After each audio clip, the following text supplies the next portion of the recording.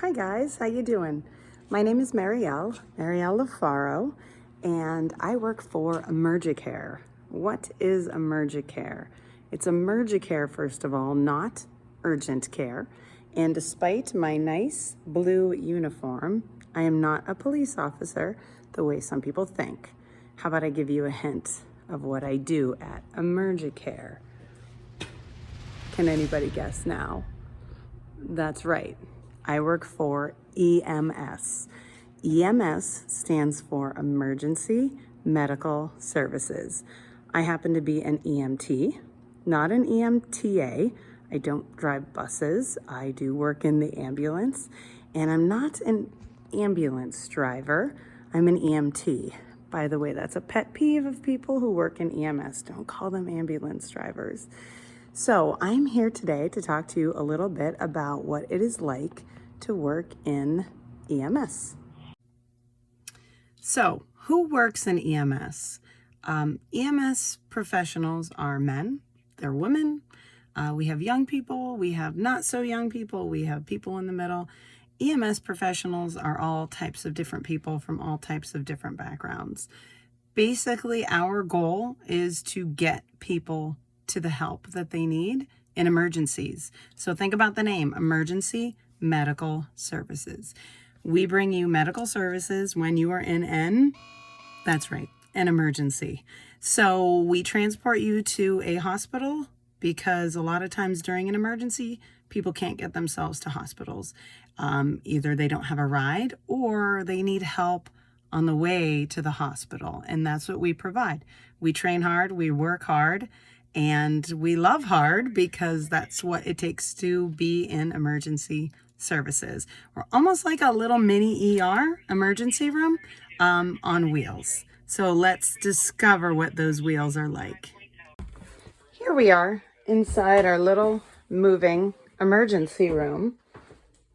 As you can see, we have lots of space and lots of materials to help in different emergencies. As you can imagine, we need a lot of stuff in these ambulances to be ready for any type of emergency that we might encounter. So what kind of emergencies do you think our moving ER gets called to? If I were in front of you right now, you'd be raising your hand, and I would guess that one of the first things you would be guessing would be accidents. Very good. Yeah, we get called to a lot of different accidents, like vehicle accidents, bike accidents, people who have fallen outside, people who have fallen in their houses. We get called to calls where people have medical conditions, maybe people who are having chest pain or people who are having a heart attack, people who are having difficulty breathing, they have asthma, they have emphysema or something called COPD. We get called for people with allergic reactions. How many of you guys are allergic to those little things that fly around outside in the summertime and sting? Yeah. Bee allergies and other allergies are no joke. That can be a very serious emergency. Maybe even some of you guys carry around an EpiPen, right? Or you know somebody who does. That's one of the things that we carry on our ambulance is epinephrine to help with allergy emergencies. So we get called actually to all different types of emergencies. You have big emergencies and you have little emergencies.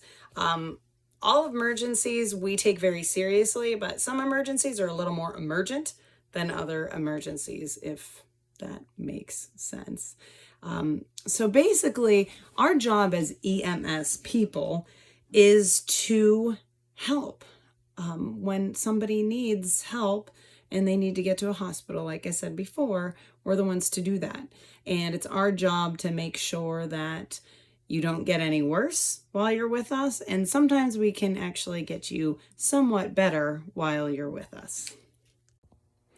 So let's talk about how this whole process works. Some of you are familiar with it because of what you've seen on television or on movies. And some of you really are still kind of in a cloud of mystery of what happens when you have an emergency. So here's how a typical call is going to happen. Let's say that back in the old days when you actually used to go to school, go to a building, let's say you're coming home from school and nobody's home, and you come home with your 15-year-old older brother, and you're walking into the door and your cat's just going crazy because he's so excited that you're home. Meow. And let's say your brother trips over that cat and he falls down all the stairs in your house and his foot falls off. Don't you hate it when your foot falls off? Okay, so you then are going to pick up the phone and call, right, you're going to call 911. And the dispatcher answering the phone call is going to say, 911, what's your emergency? And you're going to say, my 15-year-old brother fell down all the stairs in our house and his foot fell off. And the dispatcher is going to say, I hate it when my foot falls off too. So what happens after that is that dispatcher contacts your local, your closest ambulance company. So Emergicare, we run the streets of Erie and we have all different types of locations. So let's say they find your address is 11111 Nagel Road. And they're going to tell our company there's a call on 11111 Nagel Road for a 15-year-old whose foot fell off. So we are actually going to hear it, and you might be hearing some chatter coming from my radio right now that I wear on my side. Okay, we always wear radios on us to communicate. So we're going to hear that call. We're waiting in the ambulance for a call, and they're going to say, Unit 205, that's me, go to 11111 Nagel Road for a 15-year-old whose foot fell off.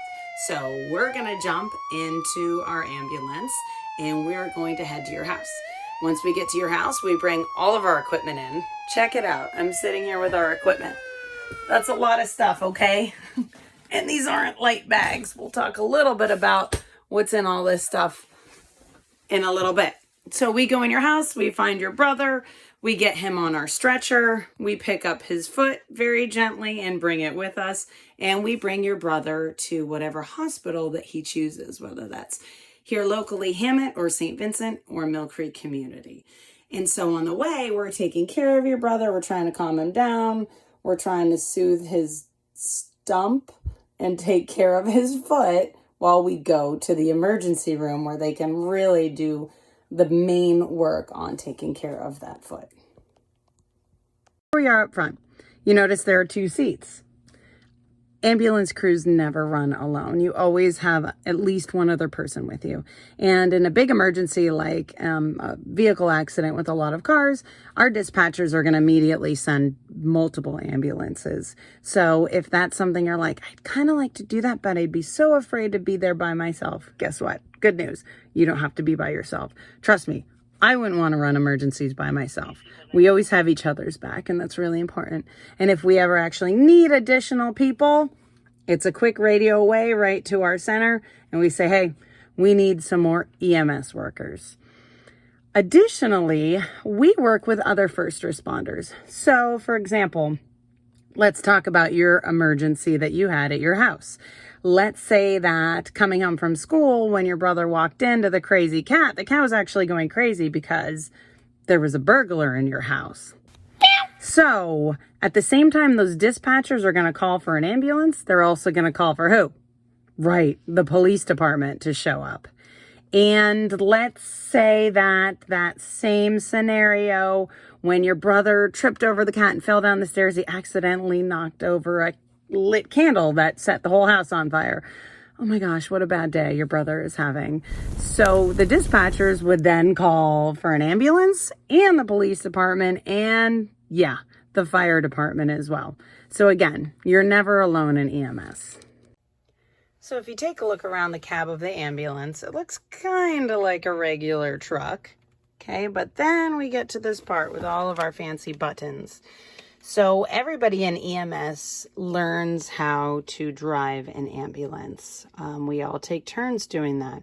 It's a pretty big responsibility. On the big emergencies, we go on with lights and sirens. So here's our button for lights. You can kind of see that outside a little bit. Okay, in the garage. And we have the knob for our siren. down here. Sorry to disappoint you. I'm not actually going to press it right now or turn it because it's extremely loud. And here's our radio. We have radios that we wear, and we also have radios right here, and we can hear all of the dialogue that's going on that we need to hear about. So driving an ambulance, like I said, is something that we all learn to do, and it's a pretty big responsibility. It's nothing to really be intimidated about. I know, to be honest, I was pretty intimidated at first. I drive a little bitty car, so going from that to driving an ambulance is a pretty big deal. But again, you're always supported in EMS, and my partners have always been there for me, and you get used to having to drive an ambulance, and a lot of people actually find that to be the fun part. So check this out, guys. These are actually those 3 bags that I had next to me that we bring into emergencies. I open them up so you can see all the different materials that we bring in, so we know we're absolutely ready for whatever we might encounter. So a quick overview of some of the stuff that we carry. Here's a collar. We call this a C collar. So probably as you've seen in movies, maybe even in the hospital, when people fall, we got to make sure that their necks don't move around. So we put a collar on them.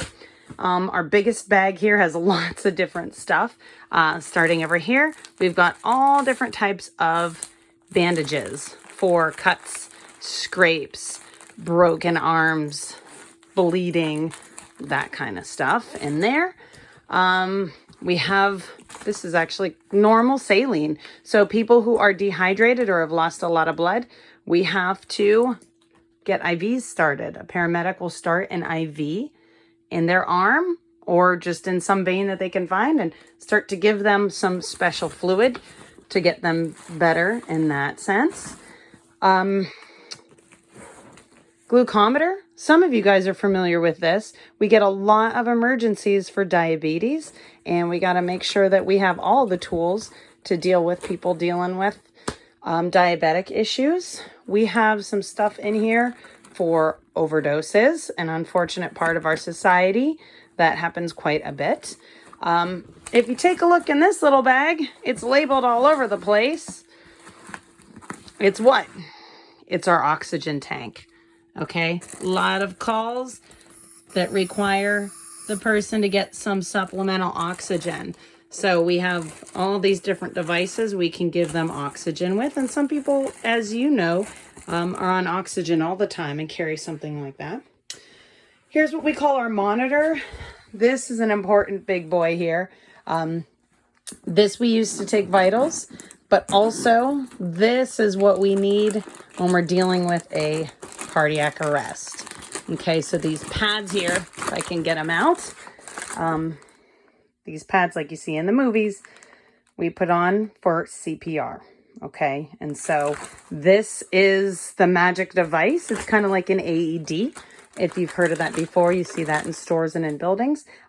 This is the bad boy that's going to shock somebody's heart back into rhythm. Okay, so this big boy does a lot of other stuff, but that's kind of what we use it for the most.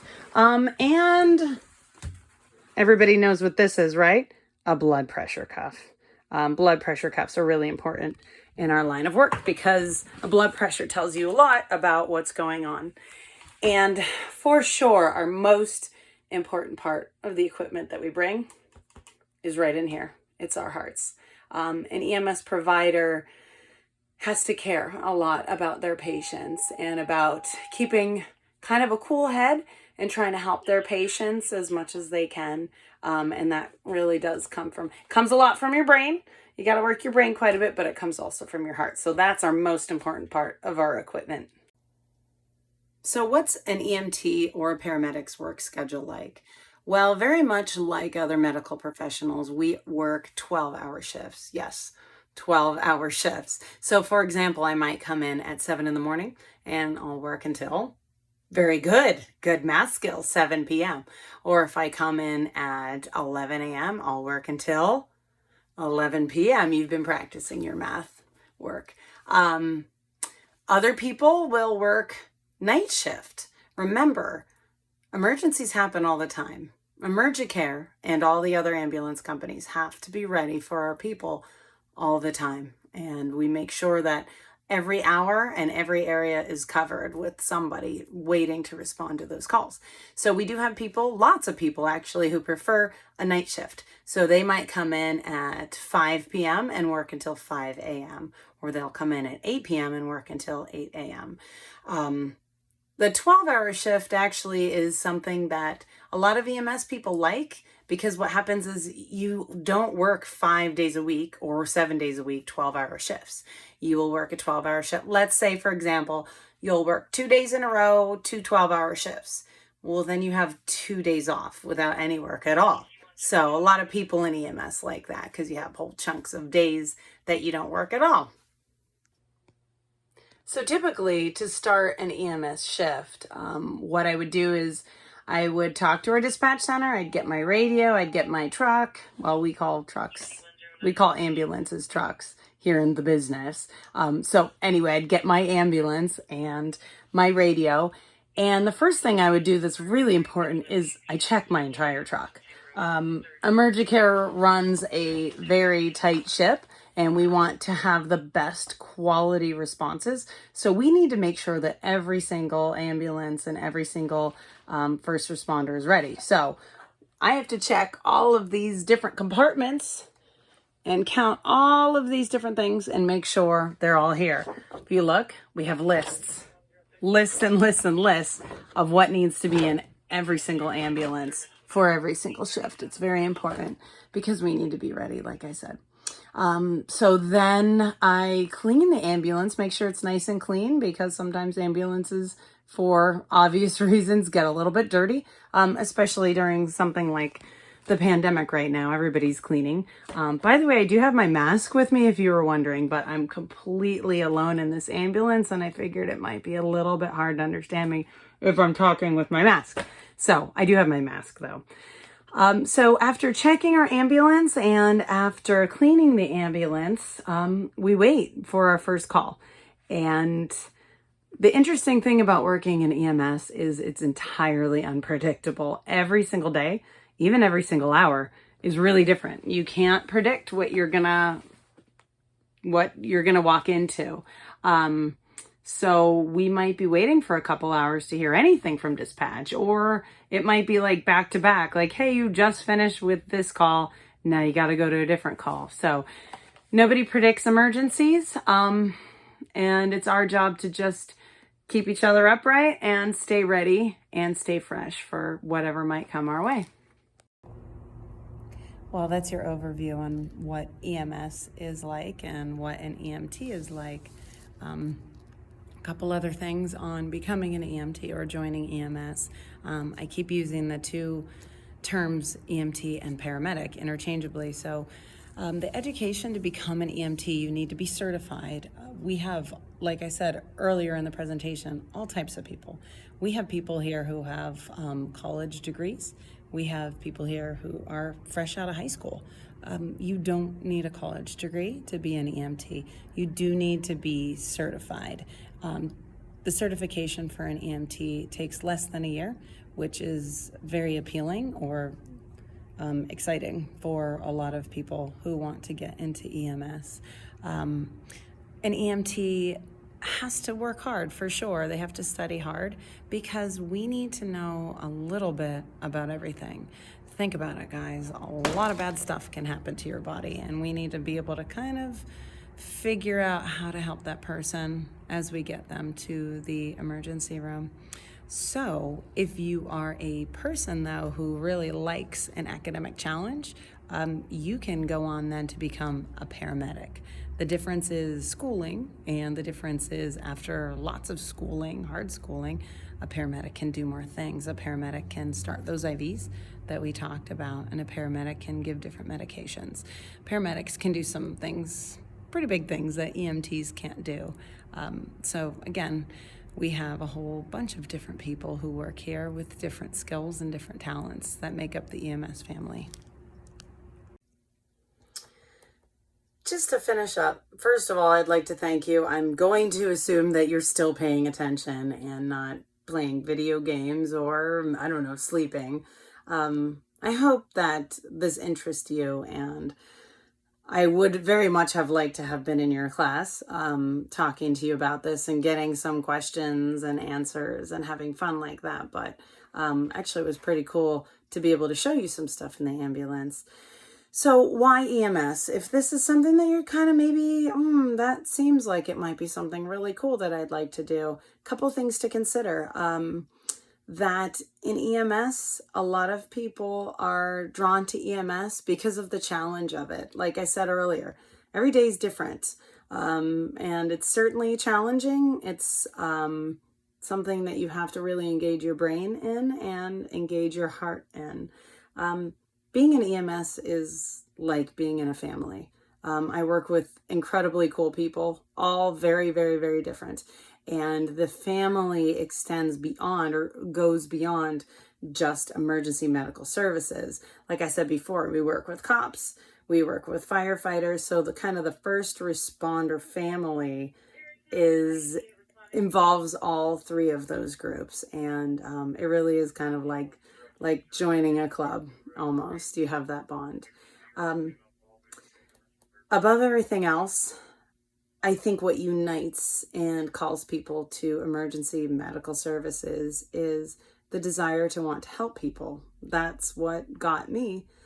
Humans were made to want to help each other. I'm sure most, if not all of you, have that desire. You have that want. You want to help people, people that you know, people that you don't know, but you want to be there in people's times of need. And that's what calls people to EMS. That's what I wanted to do. I wanted to help people who are in kind of yucky situations and be the one to be there for them and be able to rush in and take care of them and extend my skills for them, but also extend my heart. So good luck in figuring out what you want to do with your futures. We're here if you ever want tours or any conversation. I speak on behalf of EmergiCare when I say please continue to stay safe, wash your hands, wear your mask, all that good stuff, and take care of yourselves. This kind of crazy time will pass and life will get back to normal. So take care. Thanks, guys. Bye.